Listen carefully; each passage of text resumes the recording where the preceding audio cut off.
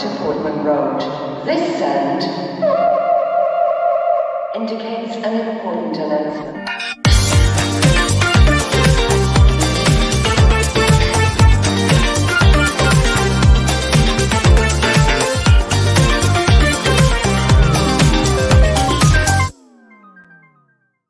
Hello again, my friends, and you are my friends, and welcome to your Thursday night preview show with me, your host, the Governor, Martin, and welcome in. And we are on a little bit more of a time constraint than normal because of, obviously, the special guest that we have advertised, so I will bring straight in, without a shadow of a doubt, the Cruncher and the Media Mogul. Are you all well? We are ready. We are ready to get the main man in. Yeah, absolutely. Should we bring him without further ado? Obviously, everyone knows who we're having in. It is the Peterborough United owner, Darragh MacAnthony. Welcome in, sir. How are you? How are you, chaps? How we doing?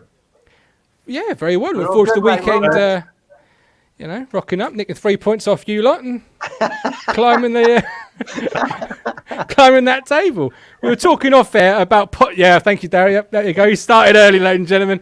But we were talking off air about being positive, and you seem to think we should all be a little bit more positive. Yeah, I mean, Jesus, where are you in the table? 8th. Okay. Music to the ears. Right, you're 8th in the table. How many points are you off the top of the table? Too many. Probably about 7 or 8, isn't it? Yeah, 7 or 8, maybe 9.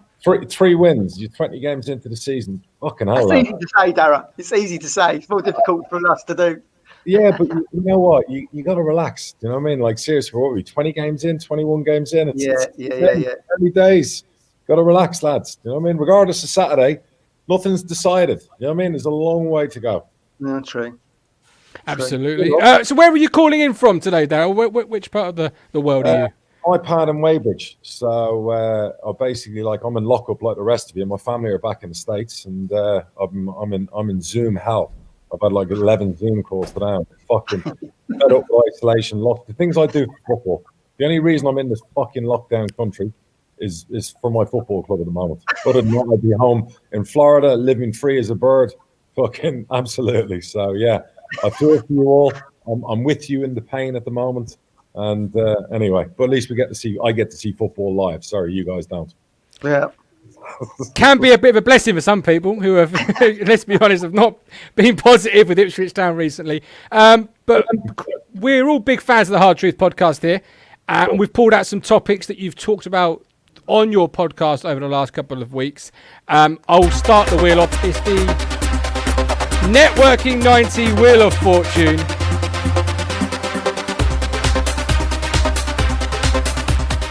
Where do you see Peterborough United in 5 years? What's the long-term aim for you guys up the road? It's the same boring stuff you say all the time. You know, you want to, make it short and sweet. We want to be top 12 in the championship. We want to be in a new stadium. We want to have a Cat 2 academy. We want to have plenty of money in the bank. We don't want to have directors out any money. We want it to be self-sustainable. We want a bigger fan base, improve on the fan base we have with growth-wise. We want our tickets to be cheaper for our fans. We want to live the dream knocking on the door. So you got to aim high and you go all the way to the stars, and if you fall a little bit short, maybe that's good enough. So for a club our size to hit a few of those goals and targets, that's what we want to do. Unfortunately, look, everyone's in the shit at the moment, and it's really, really difficult to dream, because every time you try and dream, you get fucking locked up again, or something happens or whatever, or seasons get voted to stop. I mean, but, it's the hope that kills you, unfortunately. But you got to keep going forward, one foot in front of the other, and people slag us off for falling out of the playoffs or falling short or whatever else. But look, we're Peterborough United. Our average fan crowd is 6,000-7,000 in League One. We do pretty well for ourselves every year. We put ourselves in a good position. We might not always finish it off. Hopefully this year we do. We tend to recruit well. We put a young, entertaining team on the pitch. We try and play football the right way. We try and do the things that I think hopefully make the fans happy, probably set their expectations really high. And that can go against me when we don't win games, because I get 4 fucking miserable fuckers like you in the thousands on social media. You see him down there. Yeah, trying to hammer me on social media when things don't go well. Usually when I'm on fucking holiday and I'm trying to relax and I'm just getting pained and hammered. So look, all you can, as an owner, all you can try and do is be transparent and honest with your fans, good or bad. try and put product, out on the pitch that fans smile to when it's good.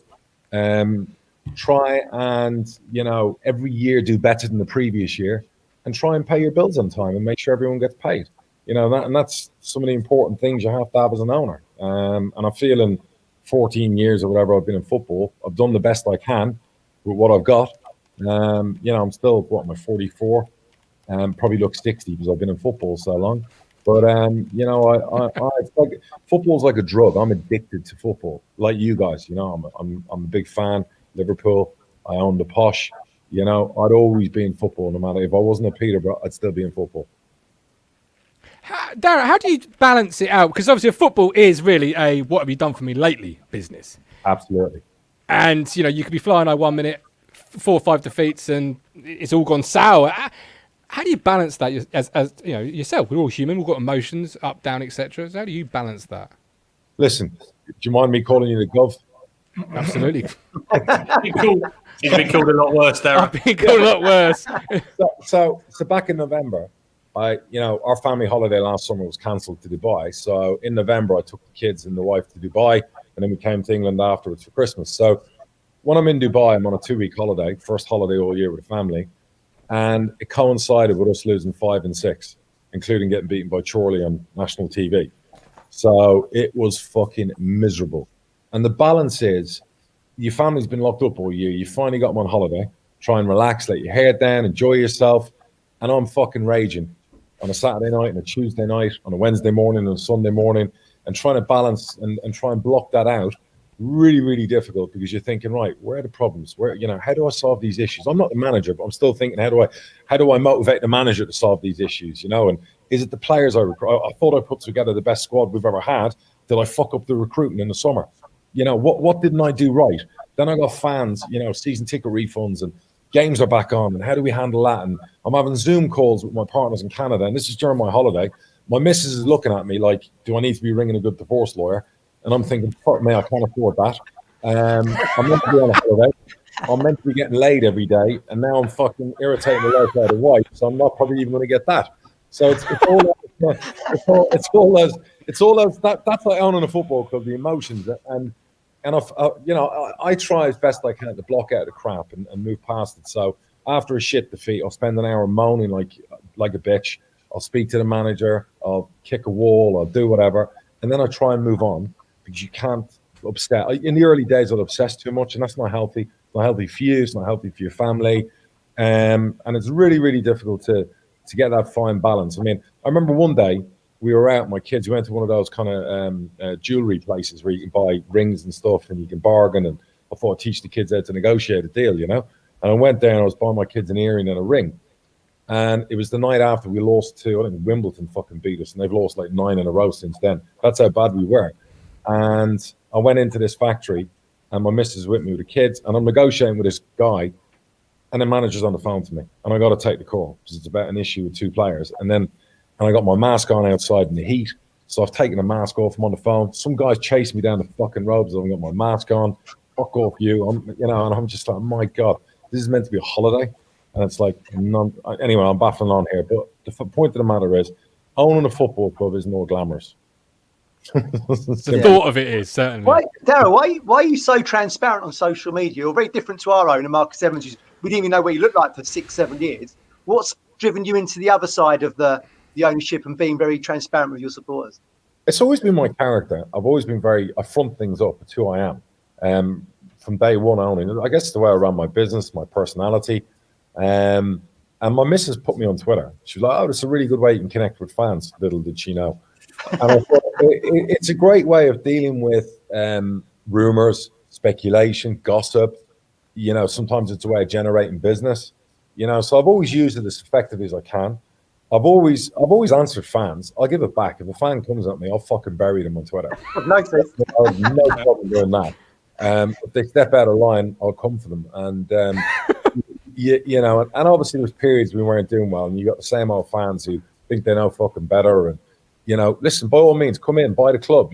Pay the bills, do it yourself, put your millions in. Do you know what I mean? And then no problem at all. I'll dig you out from fucking 5,000 miles away behind the laptop.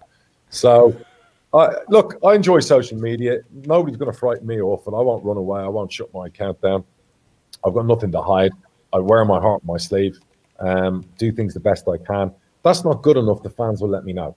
If the fans don't want me, I'll move on. I've always said that. It's not a problem. But I've got a pretty good relationship with 99.9% of the Posh fans. The 0.1%. I've never listened to the minority. In the year of 2020 and 21 of woke fucking civilization, we're listening to the 3% too much. I don't like listening to the fucking minority. I've no interest in wokeism. So for me, it's the same on social media. It's the minority who are the loudest fucking people. And I fuck what they say. And we get that all over social media, and a lot of fans sit on this side of the fence and are envious. I'm getting that in the chat tonight. Another thing I'm getting in the chat tonight is recruitment and how well as a club you often do. And obviously last year you signed a player called Jack Taylor, was involved in almost every goal you scored following January. What goes into finding a talent like that and then seeing it through from finding him to, being ambitious and... So the Jack Taylor one, as an example of the recruitment, would go back. We signed him last January, paid near enough about £1 million for him. And what went into that was we're very close to Barnet anyway, so we always keep an eye on their talents. Relationships with clubs plays a big part. And we'd seen Jack, me and Baz had seen Jack play for Barnet when we'd gone to a year before. And then in the summer, we played them in a pre-season friendly. We purposely put that friendly on for the gaff to see Jack Taylor. And I was at Comic-Con with my son in San Diego and got up at 5:30 in the morning from San Diego to watch that friendly streamed across to me. And wanted the gaff's opinion on him because I knew he was for us. So he went on our list to recruit. And we tried to buy him that July, August. We were desperate for a central midfielder like that. And Barnet wouldn't play. Tony, who owns Barnet, he's a ball breaker, which is a compliment, by the way. He wanted, $1.5 million. I've worked with him before. Tony Cleantos. Yeah, he's brilliant, Tony. Yeah. He's brilliant. And I couldn't get the deal done. And I tried. And it was like, but Jack's ex-Chelsea, he's got proper pedigree. And we knew we missed out. And it fucking cost us big time. Because that summer I was trying to get Reece Brown, Jack Taylor. That was the CM I'd recruited in my mind, perfect for our club. Great age, perfect combination together. So in January, in that summer, we were trying to get Taylor, Brown, Schmuddocks. They were my three biggest targets, and I fucking failed on all three. And it ate me alive because from that August to January, we missed out big time. Because by the time we got them in January and we steamrolled you with them, we finally landed them that Jan. If we got them in the summer, we would have won that league by 10 points last year. So no word of a lie. And what goes into someone like him is everything. You find out about his family. You find out about what he's like with his teammates, what the fans of Barnet think. There's so much that goes into recruitment, the analysis, the data, the guys that work for me outside of the club that I have go and find out lots of information. And then last Jan, we finally did the deal with Tone. Took forever. Me and Baz worked on it. I relented in the end on a couple of things. He did as well. He was brilliant to deal with, in fairness to him. And we got him down with his parents. And they were brilliant, but they didn't want to sign that night. And my missus was sat next to me in this house. It was last January. She was about to go home to Florida. And I remember the gaffer and Barry came in on the speakerphone on my phone. They were at the club meeting Jack's parents. And they were like, he wants to go home and think about it, blah, blah, blah. And I lost my fucking rag. And I said to them, if you let him leave, he will not come back. Don't you fucking let them leave. You go fucking back in there and you tell the player, the parents, everything else, you're signing tonight. We're getting it done. We need you in training tomorrow. Otherwise, we're not doing this deal. And the manager and Barry was like, that's quite strong. That could kill this. I said, I'm telling you now, if he leaves tomorrow, some other club's going to get a sniff higher up. They're going to come in and match our deal, and we're going to get fucking beaten to the punch. So I said, you get it done. And I said, don't fucking ring me back unless that deal's done. So my missus was like, that's a bit strong, isn't it? I said, no. I said, that is £6 million in the bank. And she was like, I'm like, I'm telling you, minimum. Do you know what I mean? So we got it. So that's sometimes where I can be aggressive on a deal. But you've got to know when to push, and you got to know when to back off. And I just felt it in my bones. If that got out, we were signing him, and a Brentford or someone like that had found out, we'd have lost that deal the next fucking day. And it was just what I needed. And to balance that with the Ipswich Town view, you deal with Ipswich. What is your perspective of dealing with Ipswich then? You mentioned the Barnet chairman there in terms of being a ball breaker, etc.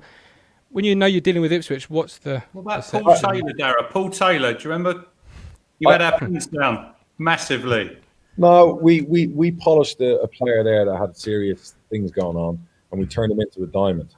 What happened to the diamond when it got to you? That's on you. But the point is, he had all the attributes. I mean, he scored 17 goals for us in the championship. He went to you and he stopped scoring. So that's not on me. That's on you and how you play. I've dealt with Marcus, and I got to know Marcus during lockdown, the first lockdown, and when all the voting was going on and everything else. He rang me, and when he rang me, I said, "Listen, are you on your yacht or your private jet or on your private island?" And we broke the ice that way. And then I said to him, I said, "Listen, I'm on a camera thing here. Why don't you turn your fucking camera on? Why are you frightening me?" You know, I said, "We know I'm the good-looking bastard in this relationship, so what's the issue here?" So he was really, really good to deal with, to be fair. I really like Marcus. You guys might not like hearing that, but the 3 times I spoke to him verbally and whatever else, I got on really, really well with him. And I found him methodical. I found him, thoughtful. Thinking of League One and what we could do to resolve the season. He wanted to finish. He wanted to play. There was never a question in his mind of saving money and shutting up for the season. I like him. And I haven't met him yet. I was meant to meet him at our last game. We were going to play over Christmas. He was coming. And it was like the royal arrivals. You know what I mean? We're going to have to make sure the Paps weren't there. So, so I don't know if he's going to be there on Saturday. I hope so. But and I don't know why it hasn't worked. But boys put a lot of money into that football club.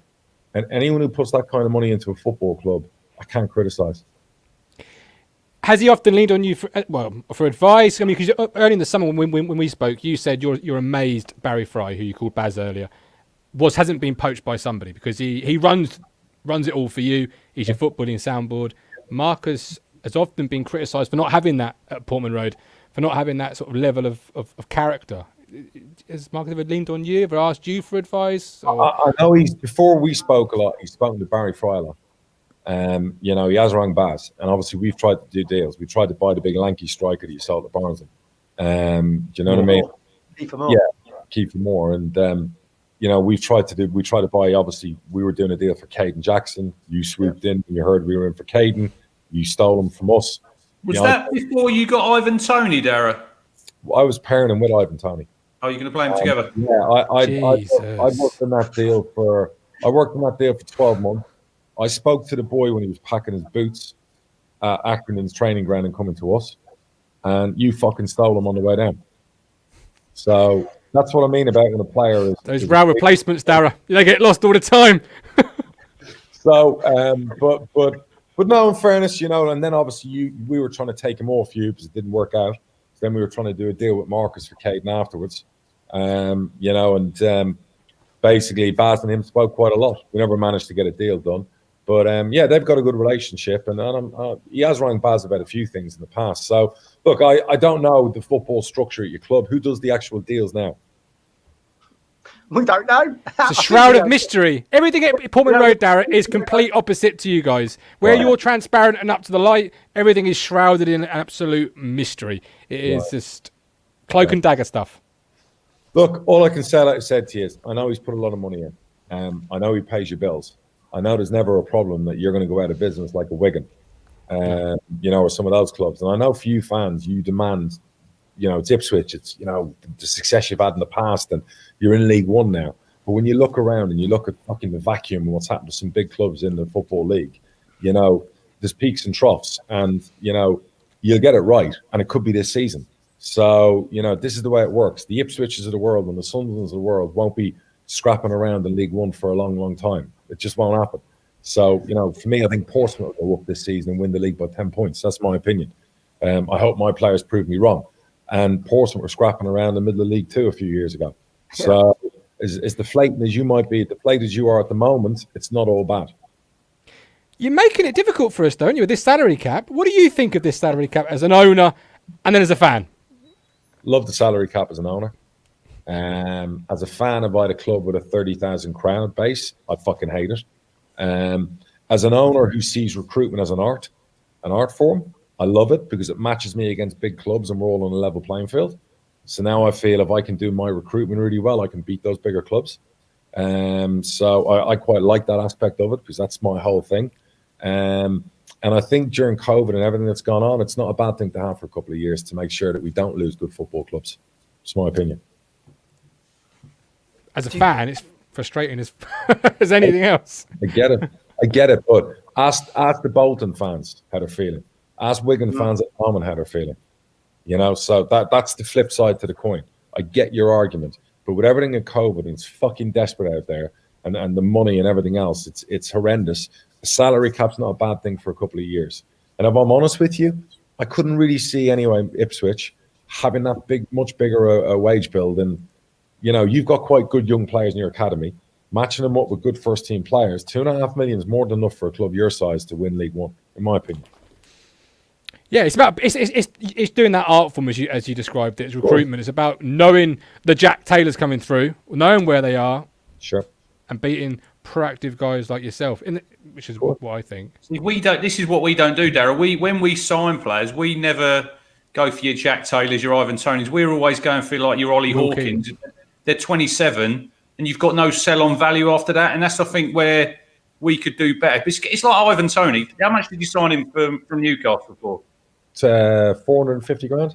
But I could not believe that there was no Premier League teams after him, because I see him twice last season live, see him loads of times on the TV, and thought, this is where I think Premier League teams, you know, Villa, Good, Ollie Watkins, Tony was a nailed-on Premier League player. Snobbery. And now, when he goes the next time, he's going to go for what, 30-odd million? And the rest. Yeah. It was snobbery. We had Premier League clubs, but believe it or not, they didn't have the money till they shifted players. And we, you know, at that point, we didn't want to rely on waiting until the end of an August COVID window, where if they didn't shift the player and they didn't have the money, we'd have an unhappy player and we wouldn't have the business done. And we needed to get on with recruiting Clark Harris, and we couldn't do that without, you know what I mean? So it was one of them. Yeah. But, you know, yeah, I understand where you're coming from. But you have signed a few. You know, you did go out. Caden Jackson hit all the metrics on my recruitment list. You know, you went and signed him. You paid the money that I'd agreed with Accrington, but it didn't happen. But there's no perfect science to recruitment. We've signed players that it hasn't happened. You know what I mean? And they could go to your place and do better than at our place. So I get the frustration, you know, but Christ, there's got to be some positives here, lads. Give me some positives. There is, and a lot of it is, I'm going to say it, is luck. Like Paul Taylor, people will say was a bad deal, but he broke his foot inside a couple at first, if not a couple of games. A different world. He hits the ground running. He saves Paul Jawley's job, and off he goes, because he did have success with you. Correct. You know, Edwards was a player we've brought obviously across from yourself. He showed flashes of the year before we came down. You know, he was involved in a bad team. So as an owner, half of it is buying a plan and going, please just stay healthy and do what we know you can do. Keep Gwion Edwards fit, and he's a top notch middle championship easily player. And that was always my concern with Gwion. You know, keep him fit. Could Gwion play 40 games a year? The 2 years we had him, no. He always had an operation every year. Keep him fit. He's one of the best players in League One. And I always said that from day one. So when the deal came in for him to go, and we didn't want to sell him, and he came to me personally to ask not to go to the summer camp because he wanted to go to Ipswich. And, you know, when I get a player like that, and at the time he was averaging 23 games a season for us, I was like, okay, we'll do the business. You know, and then we kick into gear and try and get your pants down and take as much as we can. And you kind of said that on Twitter. You said that he came to you and you had an honest conversation, and that's what it's about, relationships. And about relationships, you say COVID is sort of, you know, is a big thing. How do you rate the handling of it by the EFL? Do you feel like a competition committee should be set up that's independent, that is looking at it for everybody and not where you're all fighting each other for your own personal, you know, like last year, you know, look who went up. You know, has it been handled well, or do you feel a committee like that would be worthwhile? No, the no vote thing, or the votes at the end of last season, wasn't handled well. That was a bunch of fucking nonsense. So the way that was handled was, you know, they handed out promotions fucking like confetti. And we can say thanks. Yeah, it wasn't good. So they've handled this season as best they can. They could have got the money to us quicker that we needed help with. They could have made the protocols maybe a bit quicker. They could have given us more guidance on when we shut down and if we have a breakout at the training ground and what is the protocol and who decides it and what happens. But I can't criticize too much because you know what, guys? None of us were expecting a pandemic. None of us knew what to do in the pandemic. Some of us are still figuring out what to do in the pandemic. It's a whole new world until it's not. So, and it's really easy to always go, well, you should have done this and you should have done that. I'm one of those people who fucking hates people who are always harping back to, well, I should have done that, should have done this, or whatever. So it is what it is. We are where we are, and we got to get on with it. Do you feel a competition committee is something that football should look at? So you are looking at it as a broader perspective, not Peterborough are going to vote for this because it suits them. Wickham vote for this because it suits them. Do you feel it's the time now to look at those sort of things as we come out of it eventually? Maybe. All I know is you should never end the season. All I know is, we could have all played. All I know is we could have got the PFA to pay for testing back then as opposed to now. There's so many things could have been done. Deals with the PFA for player pay freezes. There was so many things that could have been done, and I felt weren't executed properly. Too many teams wanted to wave the white flag and give up on their season, only 2 months later to be signing loads of players for the new season. So, because again, the self-interest of, well, I'm sixth bottom and I haven't won for 2 months, so I don't really want to fucking play again. That should have been taken out of our hands. We should have had a formal email to say, your next fixture is on May the 15th. Make sure your players are fit. No fucking debate. Absolutely. That's the way it should have been. But it wasn't. We allowed all the yes voters to end the season, have their voice and carry on with their voice. I blame some of the media because the media loved it all. They started their headlines about football needs to shut down and we can't stop and all these players are going to die of COVID and all the stuff that happened for 2-3 months. There was so much amplification from journalists with nothing better to do. During lockdown. So a lot of that frustrated me as well. But here we are. And, people have now started 2 weeks ago, well, let's shut it down again. And, let's have a circuit break. And then it went from that to stop players celebrating. And, every week these assholes. That's bullshit. That's absolute nonsense. And you can't celebrate. I agree. I fucking hate it. I hate the media. Some of them can burn in fucking hell for all I care. And that's the way I feel about them. And I hope they lose their jobs. Because so many people have suffered and so many of them have been allowed to do their jobs and go about their jobs like fucking, nothing's changed. And I feel a lot of the lockdown perspective would change if you told them to stay at home and not work. But don't you think, Darragh, they're always trying to nail football? They're always trying to nail footballers. I said it on my podcast, our footballers are like mice. We're treating them like fucking show animals. You must test 3 times a week. You must do this. You must walk from your car to the training ground. You must not go in a room. You must not share a car. You got to live in a bubble. And by the way, when you play for 90 minutes, don't you fucking dare high-five somebody. Otherwise, you're going to send a message out to everyone that it's all your fault. It's a load of fucking nonsense. Load of nonsense. So, I've had enough with all the virtue signaling assholes out there. And I said this in my podcast. Leave footballers alone. They're young men. They're doing the best they can in extreme circumstances. They're working their nuts off. They're playing games every 3 days. Yes, they've got freedom unlike the rest of us sat at home, but they still go into lockdown when they finish playing and training. They're not allowed to go out for dinner. They're not allowed to do whatever. You wouldn't want to be them on away trips the way they have to live in the fucking hotels and the shit they're dealing with. And then the one bit of enjoyment they get for 90 minutes, they're not allowed to celebrate it. Get to fuck. Absolutely. And one last question before I let you leave, because I know you've got a call with Canada coming up soon. As your role as the owner, if you had a manager that every fan was tweeting you, Facebooking you, seeing you in the street and saying, Darragh, you've got to sack him, he's got to go. So much negativity around your manager. What would you do as your owner? That was a question by M. Waghorn9. Probably not the real Martin Waghorn, but I would never make a decision off fan pressure.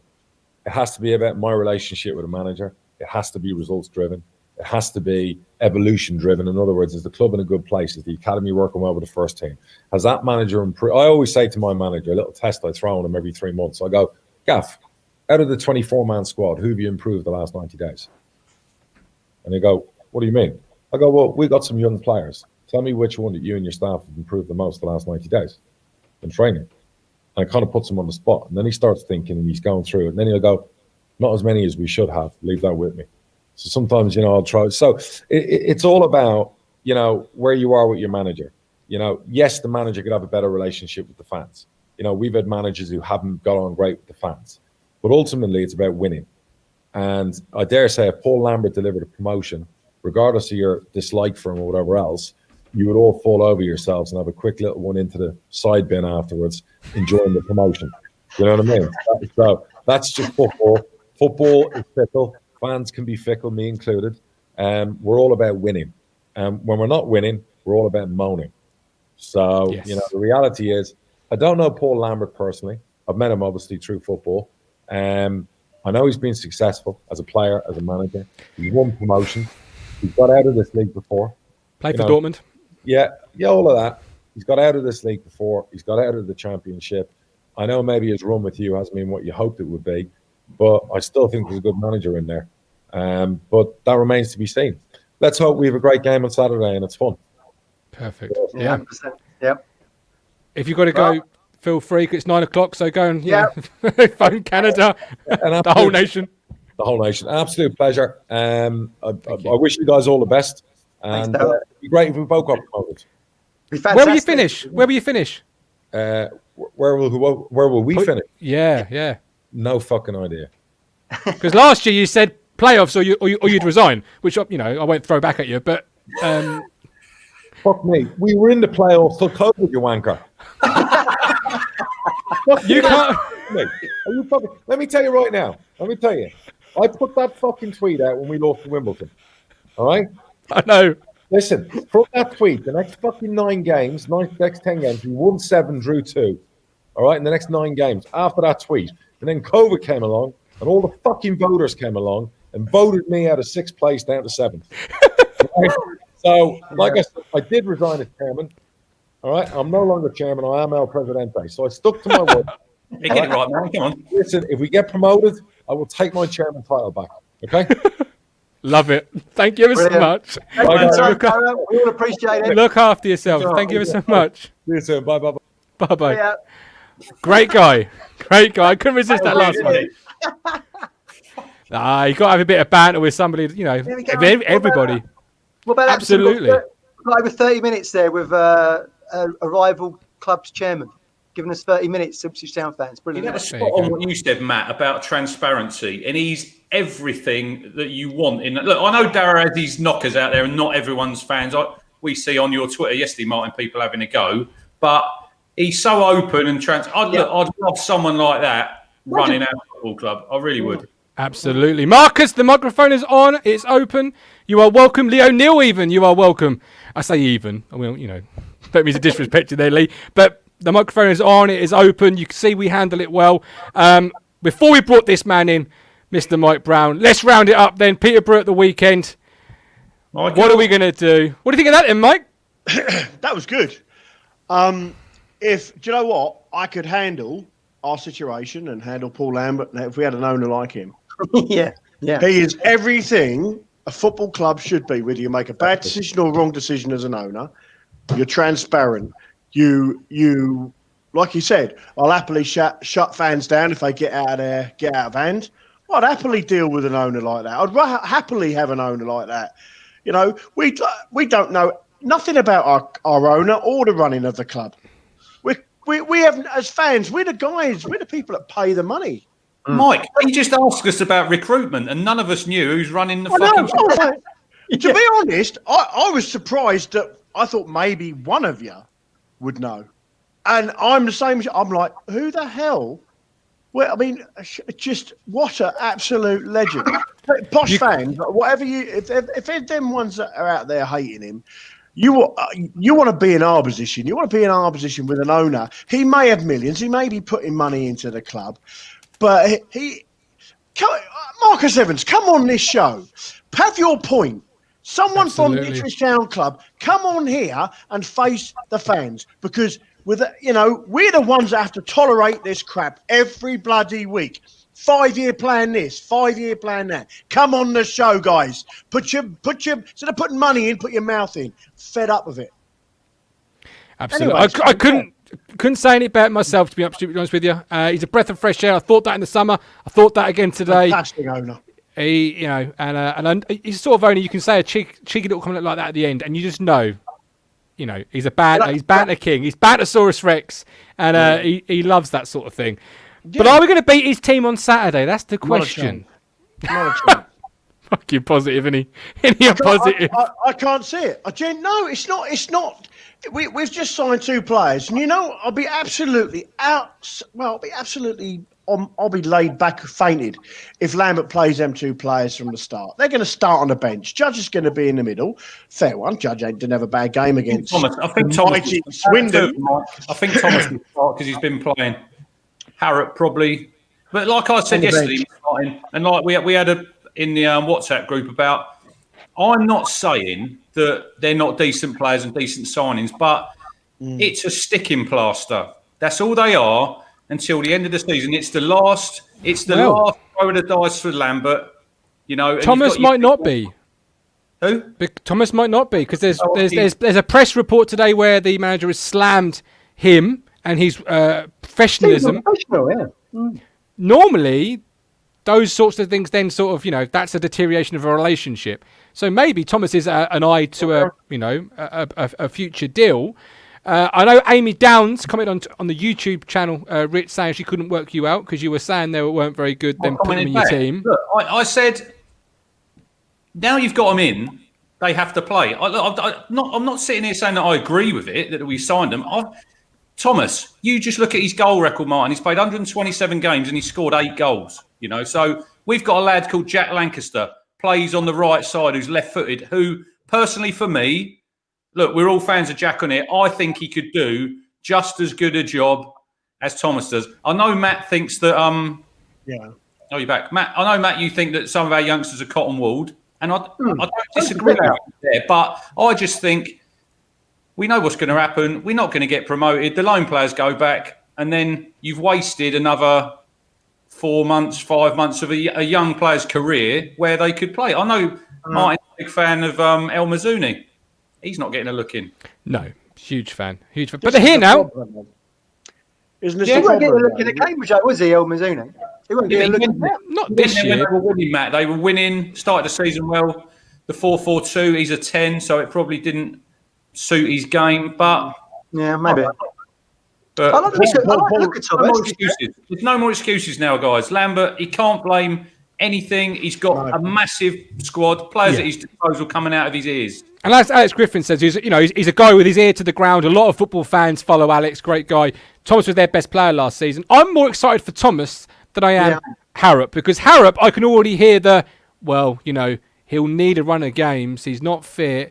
Exactly. Well, that's no fucking good then, is it? Quite frankly. So why did he sign it? If he's not 100%... If he's not 100% fit, was he signed? He's come out from... Why's Lambert gone for him if he's not 100% fit? Because he can't... Well, we've seen the statistics. If you've got 2 eyes, you know how we play. But as I said today, if you play with the handbrake on, you'll go nowhere. We've been playing with the handbrake on so tight. It's ridiculous. Handbrake on and engine off, isn't it? Absolutely. Idle, mate. We've seen the journos, but they can write their pieces in the paper. It's nothing that we haven't said on here. Mark Keith, decent bit. But is it anything different that we've said on here? About 3 weeks ago it was. They're quoting us, mate. That's what they're doing. The idea is going to be to play Thomas one side and Edwards the other, and then we've got that bit more pace into the box, isn't it? Which, I like the look at Thomas. Well, he's all left foot, isn't he? He's on the right hand side, but he's all left foot. It's obviously going to be cutting in. But isn't that key? Isn't that key? What you say there? They're more traditional. No. They're more future wingers. They're more today's wingers, where they're on the opposite wing, going to cut inside. He's no Arjen Robben. He's no Arjen Robben, is he? But my issue arises when you haven't got an overlapping fullback to exploit the space. So he's going to dart inside onto his left. Yeah. Well, Luke Chambers, with his little Zimmer frame, is coming down the wing. And Ward the other side. And there's Ward on the other side. He's putting his dentures in before he gets there. It wasn't last season that Thomas played. It was the season before for Coventry. But if you're bringing wingers in that aren't wingers, they're more inside forwards. You need fullbacks that are going to be quick. Like even Kenlock is a bit more of a better forward prospect than Ward at this point. At least he's got some legs on the lad. They're going to be knackered. Them 2 fullbacks. The next 2 months, we've got 17 games. They started fucked. They are going to be absolutely on their knees. Right, I have dropped the link in the chat, guys. If you do want to come on, I know I'm seeing quite a few links. But we have to be quick. So we are rounding up relatively soon. Sorry, Matt. Carry on with that point. Sorry, mate. I can't remember what I was going to say. If Chambers or Ward both get injured or need a rest, who's going to fill in there? You're going to have Kenlock one side and Donatian if he's still around as right back. Wolfenden fit over there. I don't know. Yeah, but be honest, Kenlock for me is no worse than Ward, and Donatian is probably better than Chambers. So playing the wrong players. Yeah. Now, well, there you go. Well, but Chambers. Kenlock's not making it at Ipswich, Mike. He's 24 now. If he's going to go down that spot, he would have done it by now. No, but is he? Yeah, I agree. Of course he is. He's a good League One player. But is he any worse than a 35-year-old putting his dentures in before he gets up front, up top sport? You know, is he any worse? Funny. Is he any worse, George? Is he any worse? Who's that? Kenlock than Ward. Is Kenlock any worse than Ward? Have you got dentures, Mike? They're glued in today, mate. Coming out then. Bloody nice, isn't it? Hey, how's your mum? Yeah, she's all right. The flowers haven't arrived, though. I know. I'll sort it. What's going on with the deal with D'Anchin? One of the 22 squad has to leave because of the salary cap. Not anymore. Percy Beck's gone out on loan, so that technically should It's gone Chesterfield, isn't he? be the player that was needed. I believe. I mean, Luke is in the chat. Didn't they, for Denassi? They don't have to leave, do they? They don't have to leave. They just can't Just be named. unregister. Yeah. They could train, but they just can't play. No-brainer is Skews, really, isn't it? Hughes. Oh, yeah. Sears. I mean, there's so many players we could say, but when it comes to it, Ipswich one, is Miles Kenlock, to answer Mike's question, any worse for you than Stephen Ward? Kenlock's good at going forward, but he's not good at tracking back. I kind of agree with what you're saying there. But what I would say is I watched Kenlock play a few times in a back three, and he was brilliant. I thought he was really good.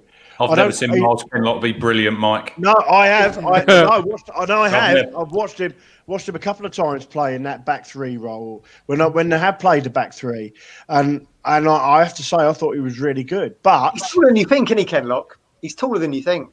He's taller. Yeah. Don't use it. Runs really. He's got a weird running style. Yeah, really very good. unique running style, isn't he? Yeah. Yeah. Callie's made a point here. Don't need to free up wages. Well, actually, this is a common conception, and I think I'm going to try and answer this. And Luke may correct me, or you guys may. You've got 2.5 to play with. You can have as many players as you want, providing the submitted list to the EFL doesn't go above 2.5. So if you've got 30 players, you need to cut it down and that's how many you can play with. Is that, am I on the right lines with that there? I mean, Darragh said that himself. He said, you've got 2.5 mil to play with. That's more than enough for a couple of Ipswich sides. Well, that's 2.5 mil that you're allowed. You can spend. I mean, Marcus Evans really couldn't he? He could, but you wouldn't be able to play the player, which would be absolutely pointless. But if you wanted to play Donasian, for example, to pluck a name, to sit and play on the 23s and not play first team, you could. But the player wouldn't want to, would he? We're going around the other way, Martin. We're paying players and they're not playing. It's because the players wouldn't want to, though, isn't it? If I was Janot Donasian, I would be on my agent straight away. Get me out of this club, because if I'm not registered, even with the worst injury crisis, I couldn't play. Yeah. Because it closes, isn't it? I've always said that. I thought, again, Kenlock is another one of these overhyped players. How he's got near our first team, I don't know. Look at Dominic Thompson at Swindon, on loan from Brentford. That's like a quality youngster coming through. 4 years younger than Kenlock. Head and shoulders above Kenlock when it comes to talent. If you're 24, Matt, if you're 24 and you're not in your first team, and you've had how many managers Kenlock? How many managers Kenlock played under? Mick, Hurst, 3. Yeah, possibly. None of them really 3. rate him, do they? None of them rate him. When Mick was there, he played a little bit when Knudsen was injured, but he'd always come back in and he'd go back in there. On the bench.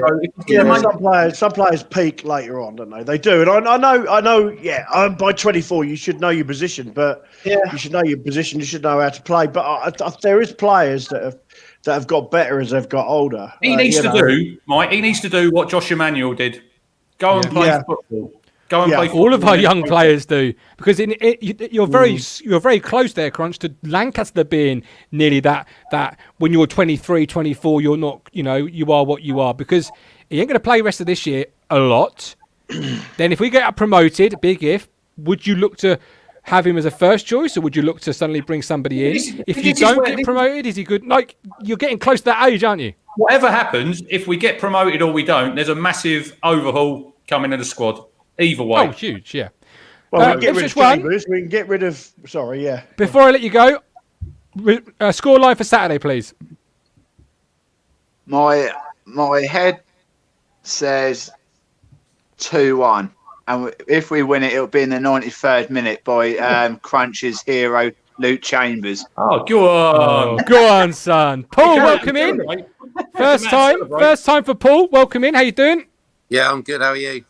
Very well, thank you. First of all, Darragh. What were your thoughts on Darragh? Oh man, I absolutely love his podcast. He's just so honest, and if I think, and I agreed with what he actually had to say tonight. I mean, Marcus Evans has pumped loads of money into the club, and I think he's sort of, he can't get out. I think when you've got three elements you need to manage. You need to manage the players and the management staff. You need to manage the club itself. You need to manage the supporters. And what Marcus Evans isn't doing is actually managing the supporters. I think if we actually understood what was going on in the background and why certain decisions were being made, I think the world would be a whole lot easier. And I think it would cut out a lot of the animosity that's going on at the moment. But that's just my personal opinion. Yeah, no. I think not many people would disagree, I don't think. Fair to say, Crunch? Look, they get away with it because there's no fans in the ground. You imagine if there's fans in the ground there. They'd be getting it from all. They would. They'd be getting it from all areas. They would. Clapped them off the pitch to be relegated, Crunch. I don't know if they would. Look, I know that. We know the phrase that we don't really want to say. But it is what it is. No, Mike. There's a lot of fan base that don't go to the game anymore because of the way things are. Honestly, there's a huge... We get, 19,000? And there's 11, 12, 13,000 fans that don't go anymore because of where we are. And a lot of them fans are old school fans that I went with in the 2000s and the 90s. And I can tell you now, a lot of them would go back to sort this situation out and to protest. I can tell you that now. They would have had enough. And Marcus Evans has ploughed millions into the club. I get that. How many men does he need? How many men does He gets fewer every time. No, you can all take the mick in that, but the reality is if you want, I know you horrible geezers. I love you really, but the reality is he's also taken a lot of money out of the club as well. With sales of players that and it just doesn't make sense. I just think Marcus Evans is got to come out and start being more talkative to the fans. I'll look after him. Football's changed, Mike, from when Marcus Evans took over in 2008. Has it got too big for him? I think it was too big the day he walked in. I really do. And it shows with his 5-year plans every 5 years. Were you one of them at Norwich waving your £20 notes over your head like I was? Yeah. Loving it. Loads of money. I don't think it's too big for him. When Sheep Shanks it was in the shop, Sheep Shanks was always very transparent, wasn't he? He always fronted up to the media, always did interviews. You kind of knew where you were with him, but the fact we said to Darragh earlier, we didn't even know what. He got carried through a bar. He got carried through a bar in Helsingborgs, Matt. I was in there. Harry's bar. It was brilliant. Yeah. Marcus would walk in and no one would know who he was. But isn't it for 7 years? But isn't it interesting how, Darragh is still sort of really hands-on, really transparent, but you always get the feeling, and it's probably very true, that Barry Fry does 99.9% of everything. It all goes through Barry. Barry's not just a Lee O'Neill type figure where it's all, you're just here to sort of dot the I's, cross the T's, sign things off because I can't be in the country all the time. You know, if Marcus had a Barry Fry type player, type person, so a George Burley in this instance, because it's like for like in terms of history of clubs. What about fans? Would be Terry Butcher? Yeah, but fans would be a lot different, I think, towards the club. Barry comes across like a car salesman, right? I love Barry. So's the fat bastard in the blue blazer. He's so well connected. I had to call him once at the FA, and I interrupted his lunch with Alex Ferguson. He's just so well connected. And again, do we have that kind of network within the club? I don't think we do. Is Lee O'Neill going to be that well connected? I don't think so. Stephen Parry's comment there, Martin. Stephen Parry's comment about Even Yeah, that's a shout. that one, the other one about even Darragh can't get him on a video call. He don't even know what he looks like. Yeah. I just think it's all about. Oh, that one. Sorry. Leo Neal isn't as connected as a Barry Fry, and that's who we've got heading up things at the moment. It's just not good enough for a couple of it's just another yes man to Marcus Evans, like the bloody athletics chairman that came in and tried to run Ipswich. They're just two people. Clegg. I mean, I remember meeting him a couple of times, one at the Brighton away game, and he was clueless. You see, I think it's more how fans see somebody, and like Joe Royle's being mentioned, George Burley. If you trusted somebody would know when a player has got better in 90 days, you'd be okay. Whereas I don't think Leo Neal truly would be able to tell me who's got better than anything in the last 90 days. I just don't think from a fan that his knowledge is as good as Barry Fry's in knowing what a player is going to be in 5 years. And that's the problem, right? They're near. They're not even on the same bloody. He's a PE teacher. Leo Neal might be a really nice guy. You know, he might be a nice guy, but he's clueless. If you put him next to Barry Fry and you said, there you go, lay it all on the table, your football CV. Barry Fry's is massive. What's Leo Neal's? Maybe a couple of A4 pieces of paper. Maybe the best transfer we could make. Leo Neal could give you a substitute teacher for double geography on next Friday.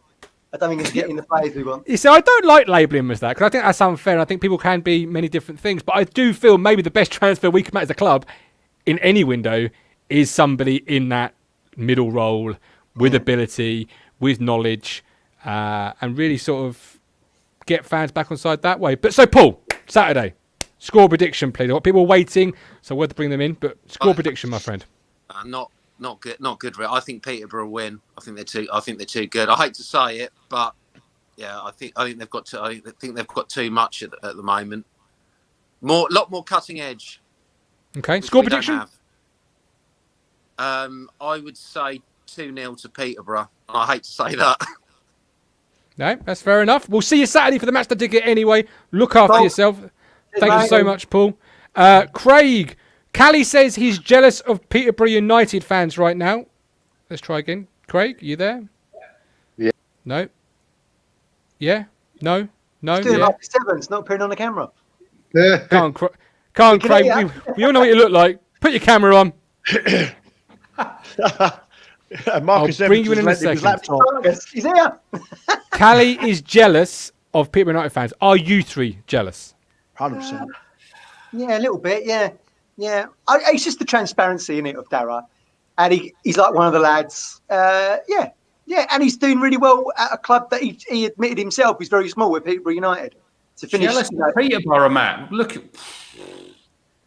really? It's what it is, mate. It's what it is. They got on their shirts. What's that? This is sad times if we're jealous of Peterborough. Yeah, Saturday Stars. Yeah. We're not jealous of Peterborough. We're jealous of Peterborough. They always say grass isn't. They've got. They always say the grass isn't always greener, but I'm not even sure at this point if we're on grass.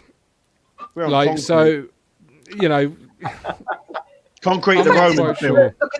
Look at the model they've got. They bring in those players, like you said, Jack Taylor. Unbelievable signing. They've bought him in for however much it was. They know. But you had connections there, Matt. You had Darren Curry at the club. You had Scott Loach at the club.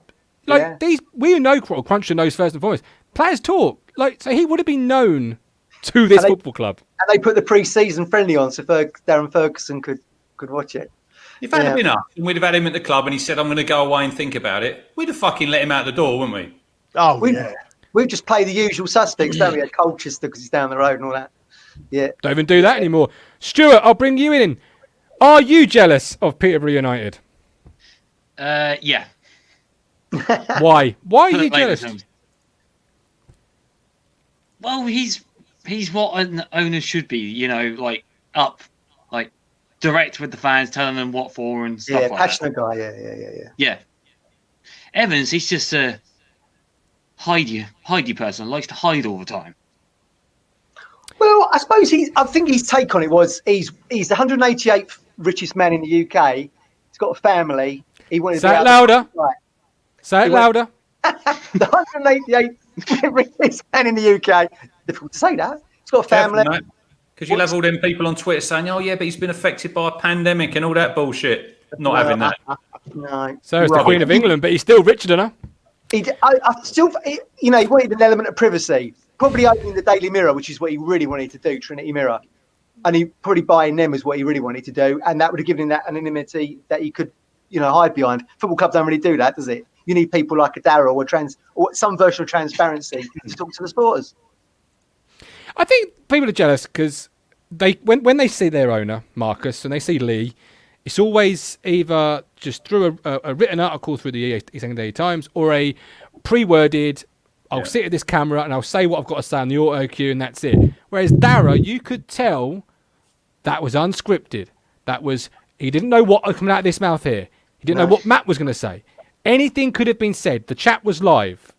It's all just off the cuff, unscripted, passionate. As he said, I'll chew you out if you're wrong. And if you're right, I'll sit here and say, you know what, I think you're right. Whereas our club is always, it's almost like if everyone keeps quiet long enough, we'll forget about it. We'll move on. I mean, Darragh did big up Marcus Evans there. Let's not forget that. It sounds like we are in good hands. It's just that we don't know it or we've not really seen the results on the pitch either. But he did say football is a results-orientated business and, we are outside the playoffs as it stands and finished 11th last season. Yep. And I've always said, though. He lives and breathes football, doesn't he, guys? Darragh, you can look heart on the sleeve. Marcus Evans, he's not a football person, is he? So dump your money and go away for a year and let Barry Fry, let somebody with the knowledge run the football club. Yeah. If you're not a party planner, don't run a party business.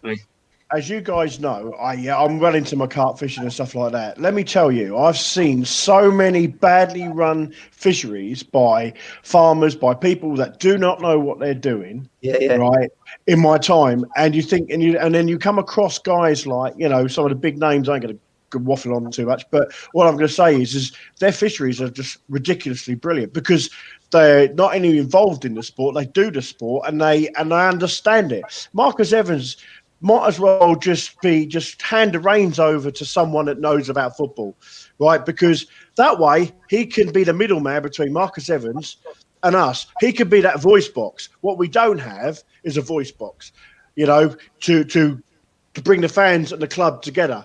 That's a great comment there, Mike. Look at that comment on the screen. We shouldn't lose sight that we support, and we do. Yeah.